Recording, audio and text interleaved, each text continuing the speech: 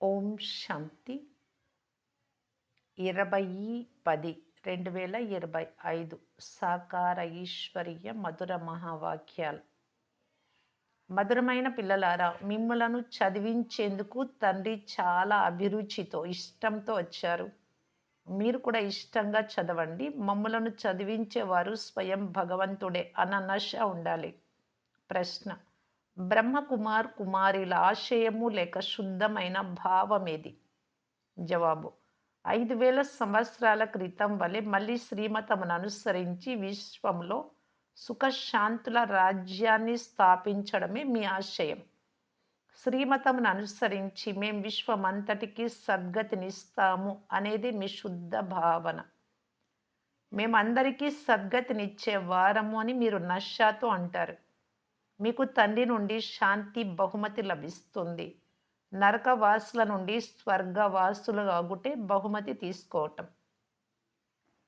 ఓం శాంతి. విద్యార్థులు చదువుకునేటప్పుడు సంతోషంగా చదువుకుంటారు. టీచర్ కూడా చాలా సంతోషంగా ఇష్టంగా చదివిస్తారు. అనంతమైన తండ్రి టీచర్గా ఈ మనలను చాలా ఆసక్తితో చదివిస్తున్నారు అని ఆత్మిక పిల్లలైన మీకు తెలుసు.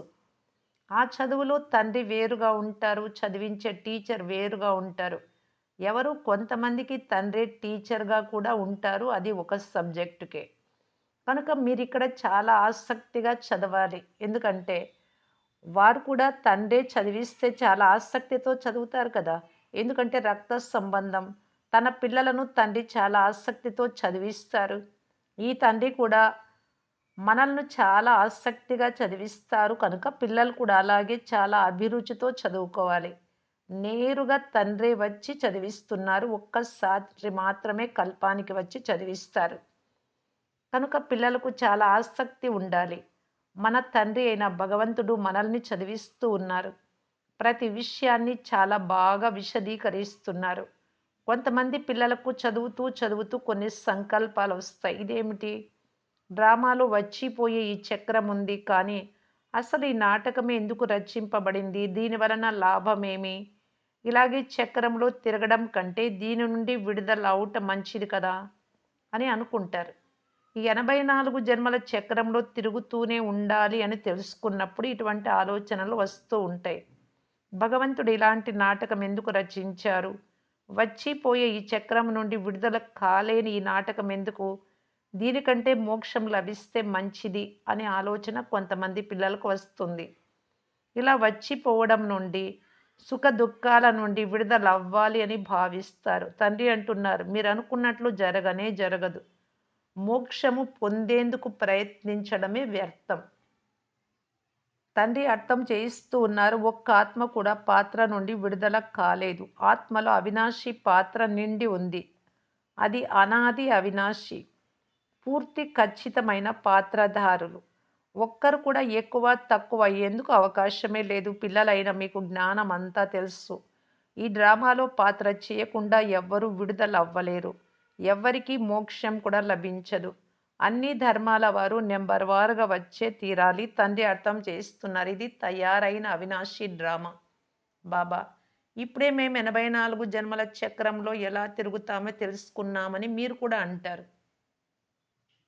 అంతేకాక సత్యుగంలో ప్రారంభంలో వచ్చేవారు 84 జన్మలు తీసుకుంటారు అని, వెనుక వచ్చేవారికి తప్పకుండా తక్కువ జన్మలు ఉంటాయని కూడా మీరు అర్థం చేసుకున్నారు.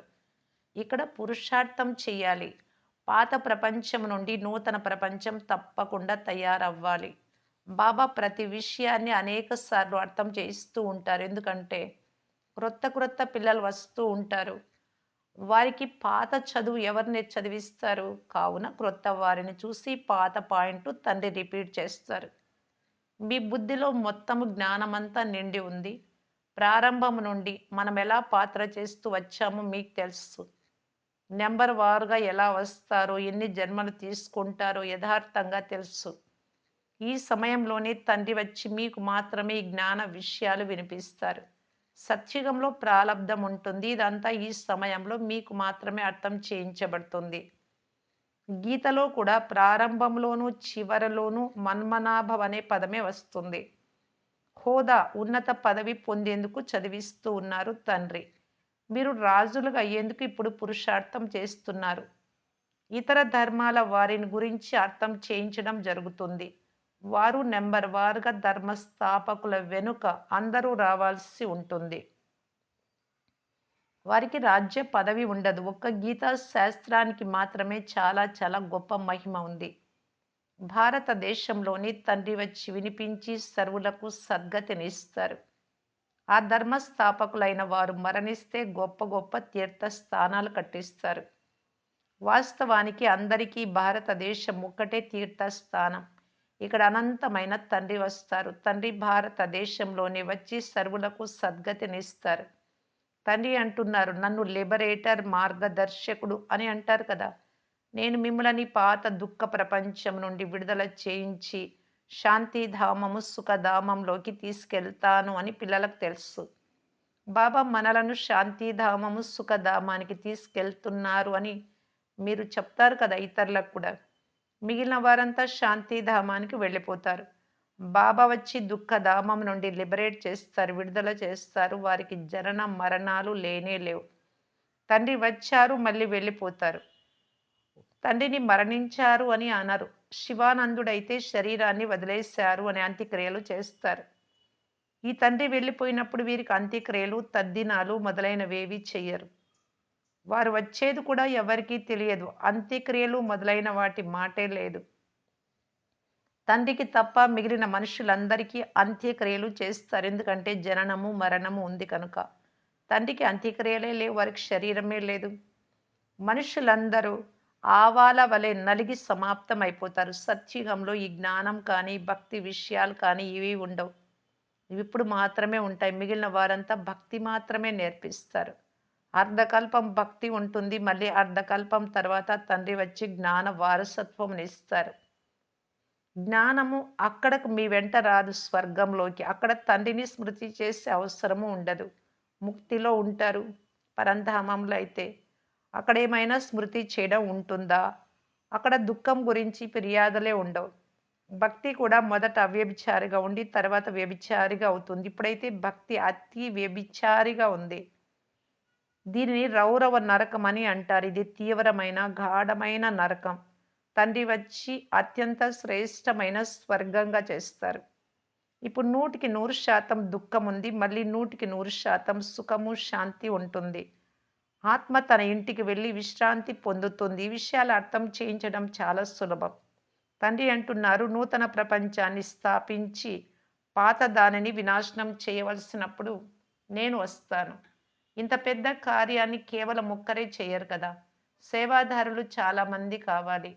ఇప్పుడు మీరు తండ్రికి సేవాదారి పిల్లలుగా అయ్యారు. ముఖ్యంగా భారతదేశానికి సత్యమైన సేవ చేస్తున్నారు. సత్యమైన తండ్రి సత్యమైన సేవ నేర్పుతున్నారు. స్వయం మీ కళ్యాణము, భారతదేశ కళ్యాణము, అంతేకాక విశ్వ కళ్యాణం కూడా చేస్తారు. కావున ఎంతో అభిరుచితో సేవ చేయాలి ఇష్టంగా. బాబా ఎంతో ఇష్టంగా సర్వులకు సద్గతినిస్తున్నారు. ఇప్పుడు కూడా సర్వుల సద్గతి తప్పకుండా జరుగుతుంది. ఇది శుద్ధ అహంకారము, శుద్ధ భావన. మీరు సత్యమైన సేవ చేస్తున్నారు కానీ గుప్తంగా చేస్తారు. ఆత్మ శరీరం ద్వారా చేస్తుంది. చాలామంది మిమ్మలను బ్రహ్మకుమారిల ఆశయం ఏమిటి అని అడుగుతారు. బీకేల ఉద్దేశ్యం సత్యుగా సుఖశాంతుల స్వరాజ్యాన్ని స్థాపించడం అని చెప్పండి. మేము ప్రతి 5000 సంవత్సరాల తర్వాత శ్రీమతంను అనుసరించి విశ్వంలో శాంతిని స్థాపన చేసి విశ్వశాంతి బహుమతిని తీసుకుంటాం. యథా రాజా రాణి తథా ప్రజ, అందరము బహుమతి తీసుకుంటామని కూడా చెప్పండి. నరకవాసుల నుండి స్వర్గవాసులుగా అవ్వడం తక్కువ బహుమత. వారు శాంతి పురస్కారాలు తీసుకొని సంతోషపడుతూ ఉంటారు. కానీ వారికి ఏమీ లభించదు.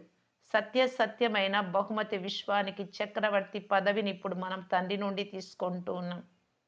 మా భారతదేశం ఉన్నతమైనది అని అంటూ ఎంతో మహిమ చేస్తారు కదా.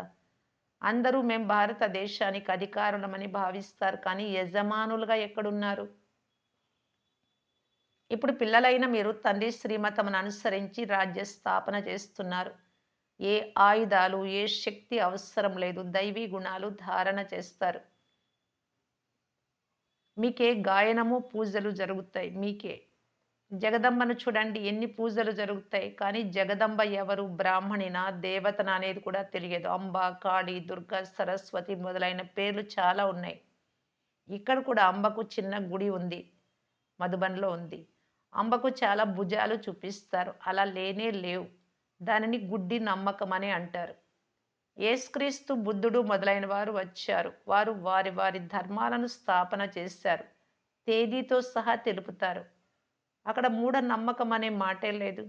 ఇక్కడ భారతవాసులకి ఏమాత్రము తెలియదు. తమ ధర్మాన్ని ఎవరు ఎప్పుడు స్థాపన చేశారో కూడా తెలియదు. అందువలన మూఢనమ్మకం అనే అంటారు. ఇప్పుడు మీరు పూజారులుగా ఉన్నారు. మళ్ళీ పూజ్యులుగా అవుతారు. మీ ఆత్మ పూజనీయమైతే శరీరం కూడా పూజనీయంగా అవుతుంది. మీ ఆత్మలకు కూడా పూజ జరుగుతుంది. ఆత్మలకు పూజ అంటే శివలింగం ప్రక్కన శాలిగ్రామాల రూపంలో. దేవతలైన తర్వాత శరీరాలకు కూడా పూజలు జరుగుతాయి. తండ్రి నిరాకారులు, వారు సదా పూజ్యులే. తండ్రి ఎప్పుడు పూజారిగా అవ్వరు. పిల్లలైన మీరే పూజ్యులుగా, పూజారులుగా అవుతారు. తండ్రి సదా పూజ్యులే. ఇక్కడికి వచ్చి తండ్రి సత్యమైన సేవ చేస్తున్నారు. సర్వులకు సద్గతినిస్తారు. తండ్రి అంటున్నారు, ఇప్పుడు నన్ను ఒక్కరిని మాత్రమే స్మృతి చెయ్యండి. ఇతర దేహధారులను ఎవ్వరిని స్మృతి చెయ్యరాదు. ఇక్కడ గొప్ప గొప్ప లక్షాధికారులు, కోటీశ్వరులు వెళ్ళి అల్లా అల్లా అని అంటూ ఉంటారు. ఎంత గురుడ్డి నమ్మకం. తండ్రి మీకు హంసోహర్థం కూడా తెలిపించారు. వారు శివోహం అని అనగా ఆత్మే పరమాత్మ అంటారు. ఇప్పుడు తండ్రి సరి అయిన అర్థం తెలిపించారు. భక్తి మార్గంలో విన్నది రైటా? లేక ఇప్పుడు మేం చెప్పింది రైటా అని మీరే నిర్ణయించండి. హంసో అర్థం చాలా పెద్దదిగా ఉంది. మనమే బ్రాహ్మణులు, దేవతలు, క్షత్రియులు, వైశ్యులు, శూద్రులు తిరిగి బ్రాహ్మణులుగా అయ్యాం. ఇది అర్థం. హంసో యొక్క సరి అయిన అర్థం ఏంటి? మనం ఆత్మలము చక్రంలో ఇలా ఇలా వస్తాం. దేవతలుగా, క్షత్రియులుగా, వైశ్యులుగా ఇలా. ఇది అర్థం. విరాట రూప చిత్రం కూడా ఉంది. ఇందులో శిఖ అయిన బ్రాహ్మణులను తండ్రిని చూపించలేదు. దేవతలు ఎక్కడి నుండి వచ్చారు? ఎక్కడ జన్మించారు? కలియుగంలో ఉండేది శూద్రవర్ణం. సత్యుగంలో ఉన్నట్టుండి దేవతావర్ణం ఎలా వచ్చింది? ఈ విషయాలేవి కొంచెం కూడా అర్థం చేసుకోరు. భక్తి మార్గంలో మనుష్యులెంతో చిక్కుకొని పోయారు. ఎవరైనా గ్రంథమును చదివి ఆలోచన వస్తూనే మందిరాన్ని కట్టిస్తారు. సిక్కులలాగా కూర్చొని గ్రంథం చదివి వినిపిస్తారు. చాలామంది మనుషులు వస్తారు. అనేక మంది శిష్యులు ఏర్పడతారు. లాభం ఏమీ లేదు. చాలా దుకాణాలు ఇలాంటివి తెర్చారు. ఇప్పుడు ఆ మఠాలు, మార్గాలు, ఆశ్రమాలు అన్ని దుకాణాలు సమాప్తమైపోతాయి. ఆ దుకాణాలన్నీ భక్తి మార్గానికి చెందినవి. వీటి ద్వారా చాలా ధనాన్ని సంపాదిస్తారు. సన్యాసులు మేము బ్రహ్మయోగులము అని, తత్వయోగులమని అంటారు. భారతదేశంలోని వారు వాస్తవానికి దేవీ దేవతా ధర్మానికి చెందినవారు, కానీ హిందూ ధర్మం అని అంటారు. అలాగే బ్రహ్మము అనేది ఆత్మలుండే తత్వం.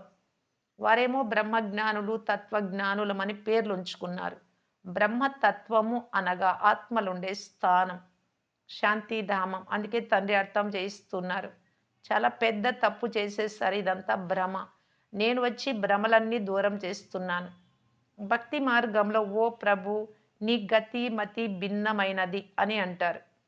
గతిని, మోక్షాన్ని ఎవ్వరు ఇవ్వలేరు. సలహాలు అనేక మంది ఇస్తారు. ఇక్కడ ఈ మతం ఎంతో అద్భుతం చేస్తుంది. తండ్రి చెప్పే ఈ విషయాలు మొత్తం విశ్వం అంతటినీ పరివర్తన చేసేస్తుంది. ఇప్పుడు ఇన్ని ధర్మాలు ఎలా వచ్చాయో మీ బుద్ధిలో ఉంది. మళ్ళీ ఆత్మలు వెళ్ళి తమ తమ సెక్షన్లలో ఉంటారు పైన. ఇదంతా డ్రామాలో నిర్ణయించబడి ఉంది. దివ్య దృష్టి దాత ఒక్క బాబాయి అని కూడా పిల్లలకు తెలుసు. బాబాయి దివ్య దృష్టి తాళం చెవిని మాకిస్తే మేమెవరికైనా సాక్షాత్కారం చేయిస్తాము అని అంటారు. కానీ ఇది ఎవ్వరికీ లభించదు అని తండ్రి అంటున్నారు. దీనికి బదులు నేను మళ్ళీ మీకు విశ్వ చక్రవర్తి పదవినిస్తాను. నేనైతే ఆ పదవి తీసుకోను. సాక్షాత్కారం చేయించడం నా పాత్రయే. సాక్షాత్కారం అయితే ఎంతో సంతోషిస్తారు. దాని ద్వారా ఏమీ లభించదు. సాక్షాత్కారంతో ఎవ్వరు నిరోగులుగా, ఆరోగ్యవంతులుగా అవ్వరు. ధనం కూడా లభించదు. మీరాబాయికి సాక్షాత్కారం అయింది, కానీ ముక్తిని పొందలేదు. ఆమె వైకుంఠంలో ఉండేదని మనుషులు భావిస్తారు, కానీ వైకుంఠం అనగా కృష్ణపురం ఎక్కడుంది? మీరాబాయి సమయంలో. ఇవన్నీ సాక్షాత్కారాలు. తండ్రి కూర్చొని అన్ని విషయాలు అర్థం చేయిస్తూ ఉన్నారు. బ్రహ్మ కూడా మొట్టమొదట విష్ణువు యొక్క సాక్షాత్కారం అవుతూనే చాలా సంతోషించాడు. నేను మహారాజాగా అవుతాను అని కూడా సాక్షాత్కారంలో చూశాడు. అంతేకాక వినాశనాన్ని, స్వర్గ రాజ్యాన్ని కూడా చూశారు. అప్పుడు నేను విశ్వానికి యజమానిగా అవుతాను అని నిశ్చయం ఏర్పడింది. తండ్రి ఇతనిలో ప్రవేశించాడు. బాబా ఇదంతా మీరు తీసుకోండి, నాకు విశ్వ చక్రవర్తి పదవి కావాలి అని బ్రహ్మబాబా అన్నాడు. మీరు కూడా ఈ వ్యాపారం చేసేందుకు వచ్చారు కదా! ఎవరు జ్ఞానం తెలుసుకుంటారో వారి భక్తి సమాప్తం అయిపోతుంది. మంచిది. మధురాతి మధురమైన అపురూపమైన పిల్లలకు మాతా పిత బాప్దాదాల ప్రియ స్మృతులు మరియు గుడ్ మార్నింగ్. ఆత్మిక పిల్లలకు ఆత్మిక తండ్రి నమస్తే. ధారణ కొరకు ముఖ్య సారం. ఫస్ట్ పాయింట్, దైవీ గుణాలను ధారణ చేసి శ్రీమతమును అనుసరించి భారతదేశానికి సత్యమైన సేవ చేయాలి. స్వయానికి, భారతదేశానికి, విశ్వమంతటికి చాలా చాలా అభిరుచితో కళ్యాణం చేయాలి. చాలా ఇష్టంగా, ప్రేమతో. సెకండ్ పాయింట్, డ్రామాలోని అనాది అవినాశి నిశ్చయాలను యథార్థంగా అర్థం చేసుకొని సమయాన్ని వృధా చేసే పురుషార్థమేది చెయ్యరాదు. వ్యర్థ సంకల్పాలు కూడా చేయరాదు. వరదానము, తండ్రి అయిన దీపరాజు ద్వారా అమరజ్యోతి యొక్క అభినందనలు తీసుకొని సదా అమర్భవ. భక్తులు చైతన్య దీపాలైన మీ స్మృతి చిహ్నంగా, మీ జ్ఞాపకార్థంగా జడ దీపాల దీపావళి జరుపుకుంటారు. ప్రాణం లేనటువంటి దీపాలను వెలిగించి. వెలుగుతున్న చైతన్య దీపాలైన మీరు ఆత్మలు బాలకులుగా అయి దీపాల మాలికుడైన భగవంతుడితో మంగళ మిలనం జరుపుకుంటారు. తండ్రిని కలుస్తూ ఉన్నారు. బాప్దాదా పిల్లలైన మీ మస్తకంలో వెలుగుతున్న ఆత్మ జ్యోతి అనే దీపాలను చూస్తున్నారు. అవినాశి అమర జ్యోతి స్వరూప పిల్లలైన మీరు దీపరాజు అయినటువంటి తండ్రి ద్వారా అభినందనలు తీసుకుంటూ సదా అమర్భవ యొక్క వరదానాన్ని ప్రాప్తి చేసుకుంటూ ఉన్నారు. దీపరాజు అయిన తండ్రి మరియు దీపరాణులైనటువంటి మీ మిలనం, మీ కలయిక యొక్క స్మృతి చిహ్నమే దీపావళి. స్లోగన్, మూడవ వారు ఎవ్వరు విడదీయలేనంత కంబైన్డ్గా మీరు మరియు తండ్రి ఇరువురు ఉండాలి. మధ్యలో ఎవ్వరు మూడవ వారు లేనే లేరు, ఎప్పుడు లేరు, ఎప్పటికీ ఉండరు. అంత కంబైన్డ్గా ఉండిపోవాలి బాబాతో. అవ్యక్త సూచన, స్వయం మరియు సర్వుల పట్ల మనసా ద్వారా యోగం యొక్క శక్తులను ప్రయోగించటానికి బాప్దాదా తెలియజేస్తున్నారు. వర్తమాన సమయానుసారం సర్వాత్మలు ప్రత్యక్ష ఫలం అంటే ప్రాక్టికల్ ప్రూఫ్ చూడాలి అని కోరుకుంటూ ఉన్నారు, కనబడాలి అని కోరుకుంటున్నారు. కనుక తనువు, మనస్సు, కర్మ మరియు సంబంధ సంపర్కంలో సైలెన్స్ శక్తిని ప్రయోగించి చూడండి. అన్నింటిలో, మాటల్లో సైలెన్స్, మనస్సు సైలెన్స్, వ్యర్థం లేకుండా. సంబంధ సంపర్కంలో, కర్మ చేసేటప్పుడు కూడా సైలెన్స్ స్థితిలో, ఆత్మస్థితిలో, శాంతి స్థితిలో ఉంటూ ఇలా చేయండి. శాంతి శక్తి ద్వారా మీ సంకల్పాలు వైర్లెస్ కంటే వేగంగా ఈ ఆత్మకైనా చేరుకుంటాయి. ఈ శాంతి యొక్క విశేష యంత్రం ఏమిటి అంటే శుభ సంకల్పము. ఈ సంకల్పం యొక్క యంత్రము ద్వారా ఏం కావాలి అంటే అది సిద్ధి స్వరూపంలో మీరు చూడవచ్చు. ఓం శాంతి.